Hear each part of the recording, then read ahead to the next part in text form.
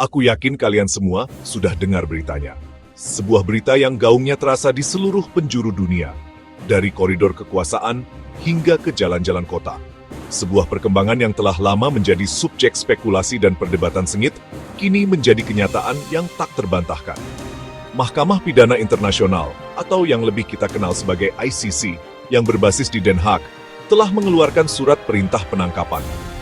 Ini bukan sekadar manuver hukum biasa. Ini adalah sebuah langkah seismik dalam lanskap peradilan internasional. Sebuah keputusan yang menandai puncak dari penyelidikan panjang dan melelahkan yang dilakukan oleh kantor kejaksaan ICC. Surat perintah penangkapan ini ditujukan untuk salah satu tokoh paling dikenal di panggung politik global, Perdana Menteri Israel, Benjamin Netanyahu. Sebagai pemimpin yang telah lama menjabat, namanya identik dengan kebijakan Israel selama beberapa dekade terakhir. Tuduhan terhadapnya berpusat pada tanggung jawab komando atas dugaan kejahatan perang dan kejahatan terhadap kemanusiaan. Namun, dia tidak sendiri. Surat perintah juga menargetkan mantan Menteri Pertahanannya, Yoav Gallant. Sebagai arsitek utama operasi militer, Gallant dituduh terlibat langsung dalam perencanaan dan pelaksanaan tindakan yang kini berada di bawah sorotan ICC. Kehadiran namanya dalam surat perintah ini menggarisbawahi fokus jaksa tidak hanya pada kepemimpinan politik, tetapi juga pada rantai komando militer. Di Israel, berita ini memicu badai politik. Pemerintah segera bergerak, mengadakan rapat darurat, dan menyusun strategi respons. Para pejabat sibuk merumuskan tanggapan resmi, menyebut keputusan ICC sebagai tindakan yang bermotif politik dan antisemitik, serta menolak yurisdiksi pengadilan atas Israel yang bukan merupakan negara anggota Statuta Roma. Di jalanan, reaksi publik terbelah. Para demonstran turun ke jalan dengan sentimen yang saling bertentangan. Di satu sisi, para pendukung pemerintah berkumpul, mengibarkan bendera, dan mengutuk ICC sebagai badan yang bias dan tidak adil. Di sisi lain, kelompok-kelompok hak asasi manusia dan aktivis anti-perang menyambut baik langkah tersebut, melihatnya sebagai secercah harapan untuk keadilan bagi para korban. Gema keputusan ini dengan cepat melintasi perbatasan. Parlemen di berbagai negara di seluruh dunia segera menjadikannya agenda utama. Di London, Paris, dan Berlin, para legislator terlibat dalam perdebatan sengit membahas implikasi hukum dan diplomatik dari surat perintah tersebut, serta posisi negara mereka masing-masing dalam krisis yang sedang berkembang ini. Mari kita putar waktu sedikit ke momen krusial itu. Pada tanggal 21 November 2024, setelah berbulan-bulan pertimbangan yang cermat, panel pra-peradilan ICC mengambil keputusan bulat. Keputusan ini tidak diambil dengan mudah.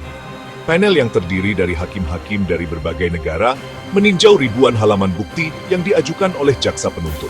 Mereka menyimpulkan bahwa ada alasan yang masuk akal untuk meyakini bahwa kejahatan yang dituduhkan telah dilakukan.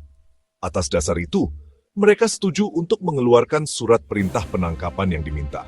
Momen ini menandai sebuah tonggak sejarah, di mana para pemimpin dari negara dengan militer yang kuat secara resmi menjadi target dari pengadilan internasional.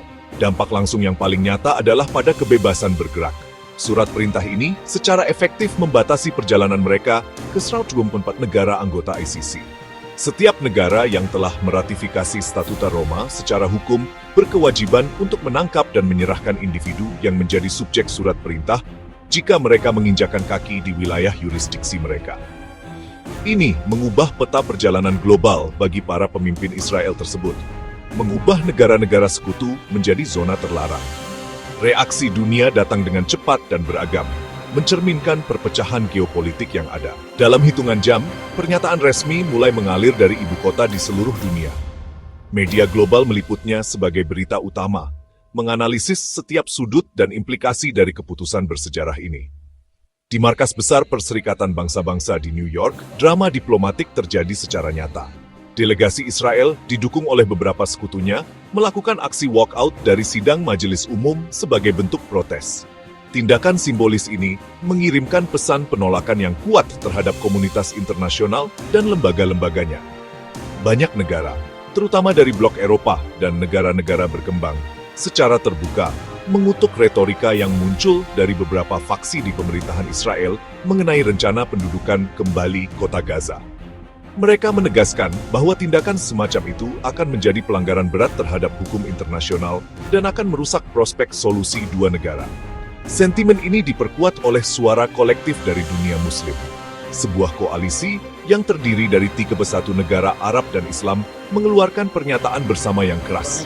Mereka tidak hanya mengecam surat perintah tersebut sebagai langkah yang terlambat, tetapi juga secara khusus mengecam wacana tentang Israel Raya yang dihidupkan kembali oleh elemen-elemen sayap kanan dalam politik Israel. Menyebutnya sebagai ancaman langsung terhadap perdamaian dan stabilitas regional. Di Eropa, beberapa negara mulai mengambil langkah konkret. Jerman, sekutu historis Israel, mengumumkan peninjauan dan penghentian sementara beberapa kategori ekspor militer ke Israel.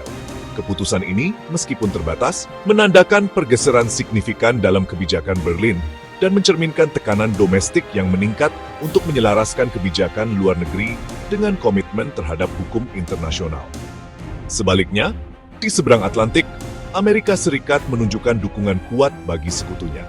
Dewan Perwakilan Rakyat AS dengan cepat meloloskan undang-undang untuk menjatuhkan sanksi terhadap pejabat ICC yang terlibat dalam penyelidikan.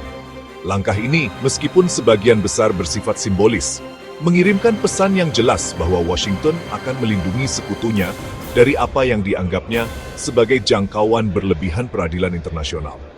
Langkah-langkah yang saling bertentangan ini, dari penghentian ekspor senjata hingga ancaman sanksi, secara gamblang menunjukkan perpecahan internasional yang dalam mengenai masalah ini.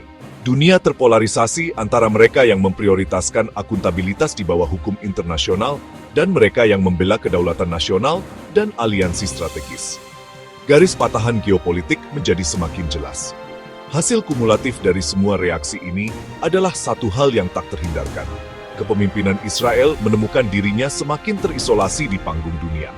Bahkan di antara negara-negara sahabat, kritik mulai muncul, dan dukungan yang sebelumnya tanpa syarat kini diiringi dengan peringatan dan persyaratan.